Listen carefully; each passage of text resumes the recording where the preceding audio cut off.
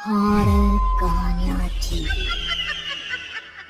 रात के ठीक 1 बजे तेज बारिश और कड़कड़ाती बिजली में अपने घर की बालकनी में खड़ी सुमन खोई खोई कुछ सोच रही थी। अंदर आ जाओ ना। उसके घर के अंदर से आवाज आती है। तब भी सुमन काले अंधेरे में खड़ी न जाने किसका इंतजार कर रही थी, जिसमें से एक औरत अपने 2 बच्चों के साथ उसके पास वाले घर में लाल रंग की एक कार से उतरती है और बारिश में भागती हुई सामने वाले घर में चली जाती है। हेलो, कौन? मेरा कुछ सामान तुम्हारे पास है, लौटाओगे नहीं? आपका क्या सामान? कौन है आप? और मैं तो इस घर में कुछ सेकंड्स पहले ही आई हूँ। आपको यहाँ का नंबर कैसे पता चला? मम्मी, हो सकता है कि जो फैमिली यहाँ पहले रहती हो, ये कॉल उनके लिए हो। नहीं नहीं, ऐसा नहीं है। कड़कड़ाती बिजली एक अनजान आदमी के फोन ने नेहा को डरा दिया था। वो फौरन कॉल रख देती है। चलो बच्चों, कमरे में चलते हैं, मैं तुम्हें सुला देती हूँ। पर यहाँ इतने अंधेरे में तो कुछ भी नहीं दिख रहा। मम्मी, फ्लैश लाइट ऑन करो ना। नेहा फ्लैश ऑन करती है, जहाँ उसे ऊपर जाने की सीढ़ियाँ दिखती हैं और चारों तरफ सफेद कपड़ों से ढके हुए फर्नीचर। तभी नेहा की 3 साल की बेटी उससे कहती है, मम्मा घोस्ट। नो माय लव, ये तो व्हाइट क्लोथ्स हैं। चलो ऊपर, मम्मा आपको स्टोरी सुनाएगी, सुनिए ना। चलो चलो चलो। नेहा स्ट्रॉबेरी को गोद में उठाती है और रोहन के साथ सीढ़ियाँ चढ़ना शुरू करती है। एक एक कदम उसे ऐसा एहसास हो रहा था मानो वो सीढ़ियों पर नहीं दलदल में कदम रख रही हो। ये मेरे पैर सीढ़ियों में धंस क्यों रहे हैं? बहुत देर चलने के बाद सीढ़ियाँ खत्म होती हैं। ऐसा लग रहा है मानो मैं जन्म से बस चल ही रही हूँ। जैसे तैसे थकी हारी नेहा ऊपर कमरे में पहुंचती है। जैसे ही फ्लैश बेड पर पड़ता है, वो देखती है कि उसके दोनों बच्चे पहले से ही बिस्तर पर सो रहे हैं। मेरा सर चकरा रहा है। बच्चे तो मेरी गोद में थे, यहाँ कैसे आ गए? और वो भी मुझसे पहले। नेहा कुछ समझ नहीं पाती और बेसुध होकर जमीन पर गिर पड़ती है। अगली सुबह उसकी आंखें सूरज की किरणें चेहरे पड़ने से खुलती हैं।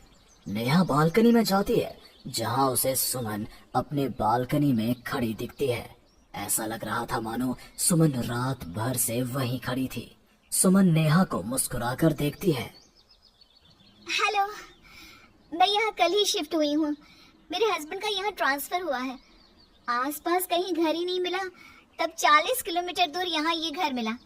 आप यहाँ पर कब से हैं? पता नहीं, सालों हो गए, यहाँ कोई आया ही नहीं। पर अब तुम आई हो तो राहत सी लगी। आओ ना घर पर। हाँ हाँ, क्यों नहीं, मुझे भी कंपनी मिल जाएगी। वैसे कल रात ना यहाँ कुछ अजीब महसूस किया मैंने। मैं आकर बताती हूँ। नेहा सुमन से मिलने उसके घर जाती है और पिछली रात हुए इंसिडेंट के बारे में उसको बताती है। ये तो कुछ भी नहीं है नेहा, ऐसे तो कई इंसिडेंट्स मेरी एक फ्रेंड के साथ भी हुए हैं और रोज होते ही हैं। सुमन अपनी कार में बैठी अपने नए ठिकाने की ओर बढ़ रही थी। जंगल के बीच से गुजरती वो खुद से कहती है, ये सिविल इंजीनियर्स की लाइफ ना बड़ी मुश्किल है। कहाँ जाना झाड़ी में रहना पड़ेगा। कार एक घर के पास रुकती है। लीजिए मैडम, हम आ गए। आपको कुछ जरूरत हो तो मुझे कॉल कीजिएगा, मैं ये बगल वाले घर में ही हूँ। सुमन घर के अंदर जाती है। डाइनिंग टेबल पर पहले ही खाना रखा हुआ था, पानी का ग्लास भी, टीवी ऑन ही था। ऐसा लग रहा था मानो अभी अभी यहाँ कोई था या है। चलो, कंपनी अच्छी है, सब अरेंजमेंट्स मेरे आने के पहले ही कर रखे हैं। सुमन खाने की टेबल पर बैठती है, जहाँ 5 लोगों का खाना परोसा हुआ था। 5 प्लेट किसके लिए सर्व कर दिया? हाथ है। सुमन अपनी प्लेट से खाना शुरू करती है और उसी वक्त बाकी 4 प्लेटों से भी खाना गायब होने लगता है। प्रमिल, कहाँ हो तुम प्रमिल? सुमन भागती हुई अपने ड्राइवर के घर पर जाती है। सुमन क्या देखती है कि प्रमिल जमीन पर गिरा हुआ है। फर्श पर हर तरफ खून ही खून। प्रमिल के मुंह से भी खून आ रहा था। वो कराहता मैम यहाँ रूहें रहती हैं, ये आपको भी नहीं छोड़ेंगी। ये कहते ही प्रमिल दम तोड़ देता है और सुबह के 11 बजे अचानक ही अंधेरा छा जाता है। चारों तरफ से अजीबोगरीब आवाजें आने लग जाती हैं। मम्मी आई, अरे कोई खाना देगा क्या मुझे? मुझे सुनिए ना, प्लीज मुझे मत मारो। पापा बचाओ, ये लोग कौन है? सुमन अपने दोनों हाथों से अपने कान को बंद कर लेती है और जोर जोर से चीखती है। अचानक एक सन्नाटा चारों ओर फैल जाता है। सुमन प्रमिल के घर से बाहर निकलती है। चारों ओर घुप अंधेरा, वो भी कुछ देख नहीं पाती और वापस अपने घर की ओर लौट आती है। इससे अच्छी तो मौत होती, ये मैं कहाँ फंस गई? मम्मा गोदी। अरे सुमन, क्या मरने वरने की बात करती रहती हो? जाओ मेरे लिए चाय बनाओ। ये कौन बोल रहा है? तभी अचानक से घर की लाइट्स ऑन हो जाती हैं। सुमन देखती है कि वो किचन में है।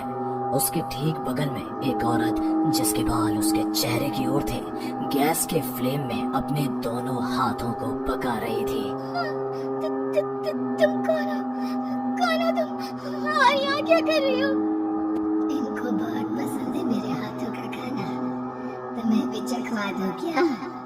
कर्कश आवाज में ये कहती हुई वो औरत झट से सुमन के हाथों को आग में डाल देती है। सुमन चीखती रहती है पर वो औरत उसके हाथों को नहीं छोड़ती। तुम्हारे पेट में एक बच्चा है ना, सुन लिया मैंने।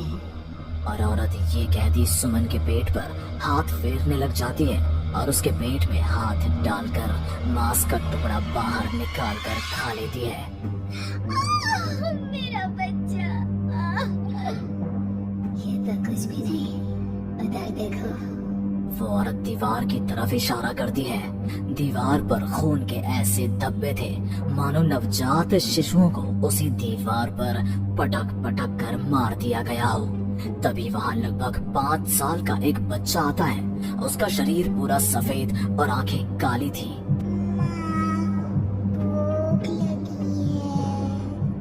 वो औरत अपने आग में सेके हुए हाथ को वही पास में पड़े चाकू से काटकर बच्चे को खाने को दे देती है। सुमन तो समझो अब मर ही चुकी थी।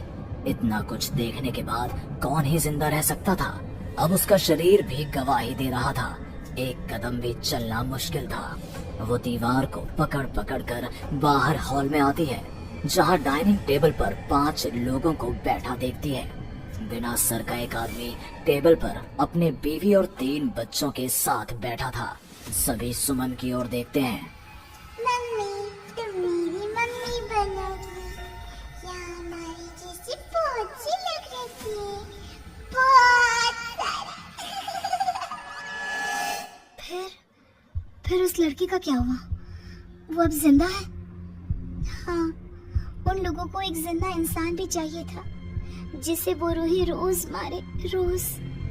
पता नहीं कितनी ही रूहें हैं, आज भी 1-2 तो दिखी जाती हैं। वो लड़की तो बस निकलने का राह ढूंढ रही है, पर वो निकलेगी कैसे? क्या कोई तरीका है? हाँ, किसी और को उन रूहों के हवाले कर देना, यही एकमात्र रास्ता है। तो उसने किसे उन आत्माओं के हवाले किया? किया नहीं, अब करेगी। तुम्हें ये वही घर है और वो लड़की मैं हूँ। अलविदा ने